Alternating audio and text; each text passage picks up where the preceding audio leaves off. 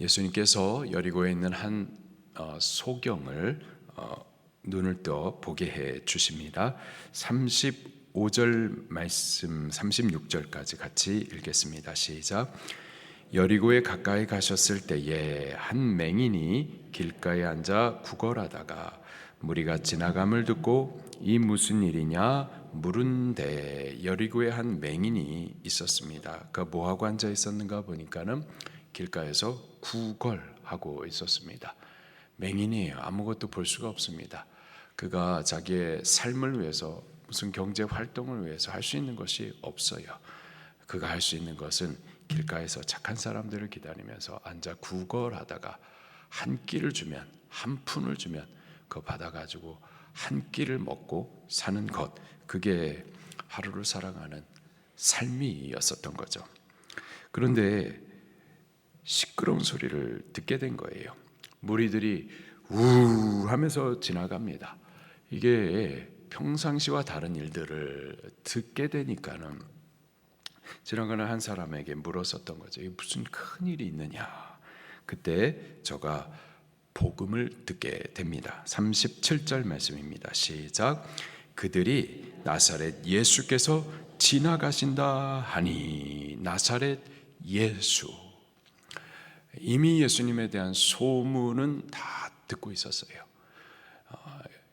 예수님은 이 소경이, 이 맹인이 듣고 있던 예수님, 그분은 자기와 같은 맹인, 태어나면서 빛을 보지 못한 어둠에 살아왔었다. 어둠 가운데 할 수 있는 것은 아무것도 없고, 그래서 살기 위해서는 한 푼을 위해서 구걸해야 되는 그런 비참한 인생을 사는 나 같은 맹인을 고치셔서 눈을 뜨게 하시고 빛을 보게 하시고 새 생명을 살게 하신 자, 그 어둠에서 건지신 구원자, 새 생명을 주시는 그런 예수로 저가 소문을 듣고만 있었었죠. 그런 간증만 들어왔었던 거예요. 그런데 그 예수님이 지금 내가 사는 이 마을에 찾아와 주셨다라는 거예요. 그에게 있어서는 그 예수님이 내 마을에 찾아와 주셨다. 그럼 나도 예수님을 만나게 되면은, 그럼 나도 이 어둠에서부터 건짐을 받게 되어주고 구원을 받게 되어주고 새 생명을 살 수가 있을 텐데, 큰 기쁨의 복된 소식이었었던 거죠. 그런데요, 긴장감이 있습니다. 37절 다시 보니까 예수님께서 오긴 오셨는데 이 마을에 그냥 계속 머물러 계시는 것이 아니라 어떻게 하신다고요? 지나가신다. 오시긴 하셨지만 계속 머무르는 게 아니라 지나가신다라는 거예요. 예수님께서 오신 것은 나에게 있어서 일생일대 큰 기회이지만, 근데 이 기회가 찰나라 지나가는 거라 내가 붙잡지 않으면 놓칠 수밖에 없는 거죠. 어떻게 해야 될까요? 그 예수님을 부르짖어 붙잡아야만 하는 겁니다. 38절 말씀입니다. 시작. 맹인이 외쳐 이르되 다윗의 자손 예수여 나를 불쌍히 여기소서 하거늘. 아멘. 맹인은 맹인이에요. 볼 수가 없습니다. 예수님이 지금 내 앞에 있는지 안 보여요.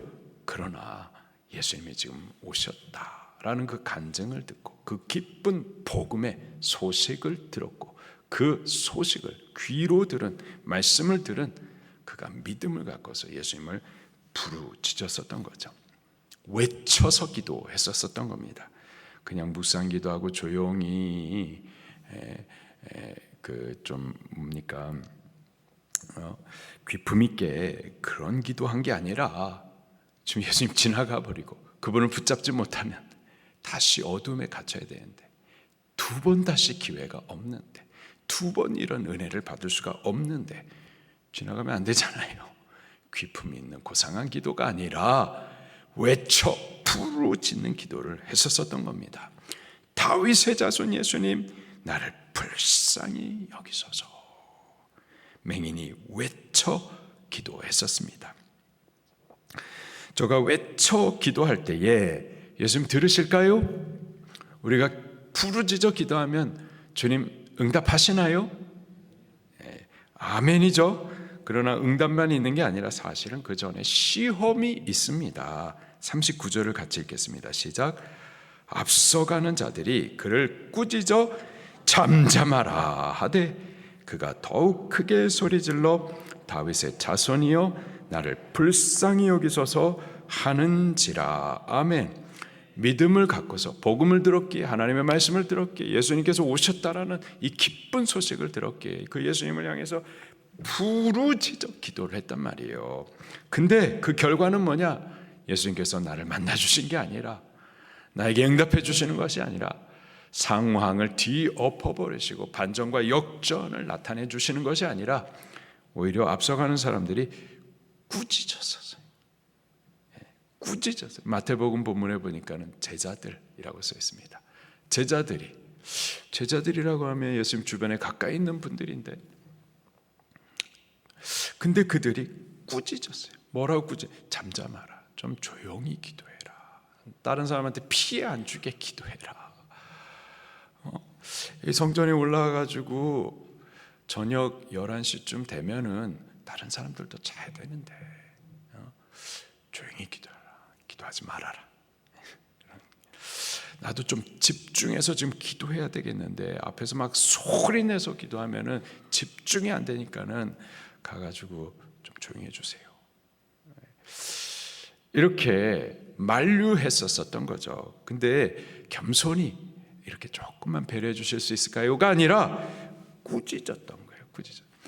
이렇게 되면은요, 목사나 좀 직분자들께서 주를 향해서 막 부르짖는 분한테 좀 조용히 해주세요 하면은 어떻게 될까요?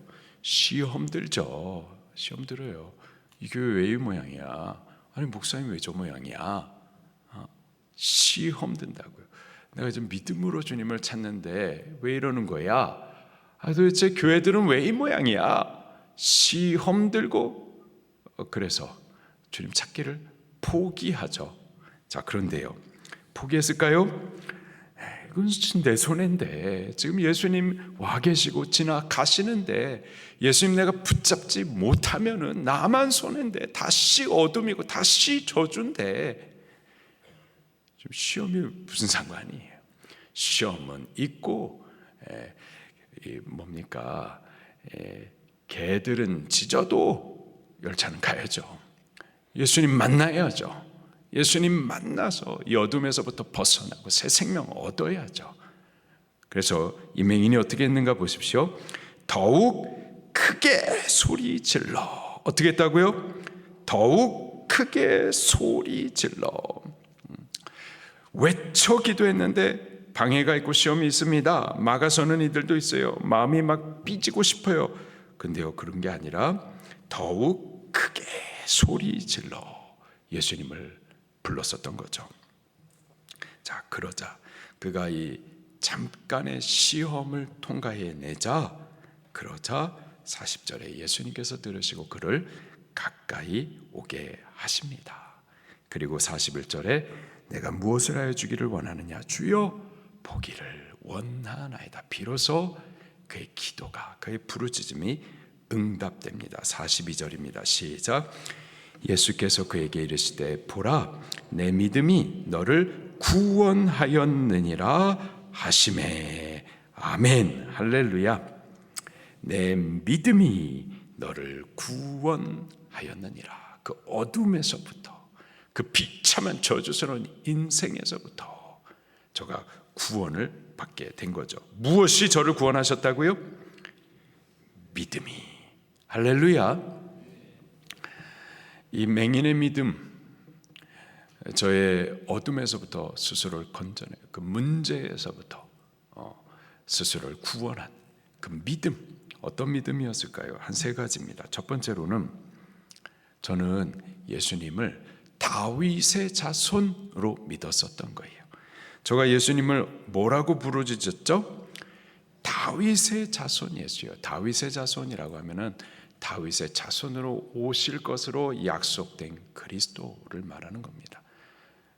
저는 예수님을 그리스도로 믿었었던 거예요. 구원자로 믿었었던 겁니다. 우리는 예수님을 그리스도로 믿으셔야 돼요. 단순히 그냥 병 고쳐주는 자, 단순히 우리 이 어둠 눈을 고쳐주는 자 정도가 아니라 우리의 전인적인 생명을 구원하는 자, 우리의 영혼을 구원하는 자, 죄와 사망, 마귀, 지옥에서부터 건져 구원하시는 구원주로 믿으셔야만 합니다. 단순히 이 땅의 문제 해결하고 이 땅의 가치를 나에게 주실 수 있는 자 정도가 아니라 우리에게 천국을 주시는 자, 지옥에서부터 구원하시는 구원자로 믿으셔야 돼요. 아멘입니까? 맹인은 예수님을 다윗의 자손으로 그렇게 믿었었던 거예요. 두 번째로는요, 그의 믿음은 부르짖는 믿음이었었어요. 고상한 기도의 믿음이 아니라 어떤 믿음이요? 부르짖는 믿음. 우리 새벽 예배에 왜 이렇게 고상하게 기도하실까요? 고상하고 예쁘고 좋은데 우리 좀 성경적으로 기도하십시다. 아니, 우리 집사님들께서 오셔가지고 막 뜨겁게 기도하셨다가 너무 배려를 하셔가지고 같이 조용해지셔. 그러지 마시고요, 뜨겁게 기도하는 분들을 본받고 같이 뜨겁게 기도하십시다. 그게 이 맹인을 구원했던 믿음이었어요. 부르짖는 믿음. 우리도 좀 뜨겁게 부르짖어 기도하십시다. 여러분, 우리 기도하면은 하나님 응답하십니다. 제가 좀 관리를 잘 못해가지고 어디서부터 감기 왔는지 하여튼 감기가 걸려가지고 주일 전까지는 반드시 고쳐야 되겠는데, 그래서 병원에도 갔어요. 약도 주셔서 약도 먹었어요. 근데 이게 기침이 주일 새벽에 굉장히 많이 막 나오는 거예요. 일부 예배 드리기 전에 큰일 났다. 그리고 나서 우리 당회에서 우리 장로님들하고 이제 예배 오르기 전에 먼저 기도를 하는데 기침이 막 나오려고 그러니까 여기가 계속 떨리고 배 근육이 계속 떨리고 기침을 참으려니까 그래서 큰일 났다, 이거 어떡하지. 예배 전에 여기서 이제 기도하면서 하나님 불쌍히 여겨주세요. 그리고 이 강단에 서서 이제 예배 시작이 됐고 찬송을 해서 찬송하려고 목을 여는데 목이 열리더라고요. 그래서 하나님 감사합니다. 이렇게 정확하게 하나님 당신의 예배 받으시기를 이렇게 기뻐하셔서, 그리고 하나님 당신의 백성들의 예배를 위하여서 이렇게 또 사용해 주셔서 감사합니다. 굉장히 감사하더라고요. 그러면서 저녁 예배 다 마치고 집에 가기 전에 이제 장로님 한 분을 뵀는데 그 일부 예배 전에 장로님께서 막 부르짖는 기도를 하셨다는 거예요. 이것 때문에.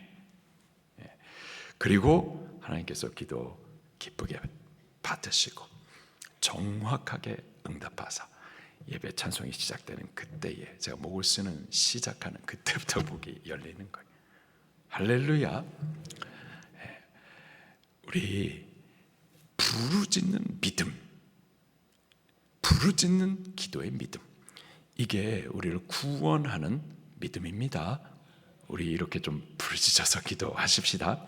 마지막으로 이 맹인의 구원하는 그 믿음은요, 시험을 포기하지 아니하고 시험을 이기고 통과해내는 믿음이었었어요. 여러분, 우리 기도하지만 낙심되는 일이 있습니다. 믿음 쓰지만 좌절되는 일들 있어요. 그때 하나님께서 보시는 거예요. 얘가 어떻게 하나. 시험의 때에 좌절되고 낙심되는 때에 그때 우리가 어떻게 하나님 앞에서 반응하는가를 지켜보신단 말이에요. 그리고 그때 믿음을 선택하고 시험을 통과하고 이겨내는 자, 그들을 하나님께서 기쁘시게 응답해 주시는 줄로 믿습니다.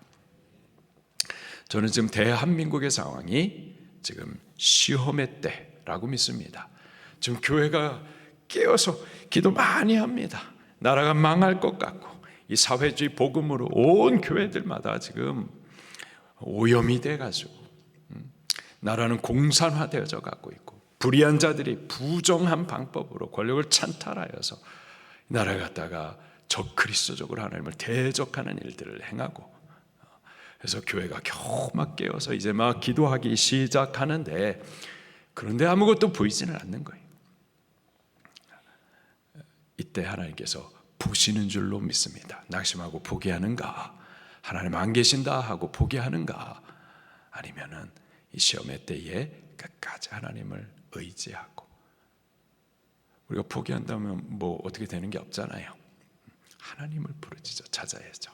하나님을 찾을 때, 그러면 하나님께서 이 어둠을 걷어내시고 대한민국 다시 일으켜 주시고, 하나님 기뻐 찾으시는 그 예배 올리게 해 주시고, 그리고 영적인 부흥들을 나타내 주시고, 이 나라 그리고 저 북한 저 나라의 통일을 이루어서 대한민국으로 하나 되게 하시고, 힘있는 대한민국을 세워서 힘있게 선교하는 나라 되게 하실 줄로 믿습니다.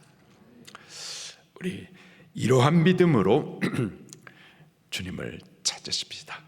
주님을 그리스도로 찾고 부르짖는 기도로 찾고 시험을 통과하는 기도로 찾을 수 있기를. 그래서 꼭 예수님께서 우리를 가까이 부르시고, 내가 무엇을 하여 주기를 원하느냐? 하나님 우리 병 낫게 해 주시옵소서. 물질의 문제 해결해 주시옵소서. 하나님 우리 자녀 문제 해결해 주시옵소서. 하나님 대한민국 회복시켜 주시옵소서. 우리의 기도가 응답될 줄로 믿습니다. 우리 말씀 붙들고 동성으로 기도하시겠습니다.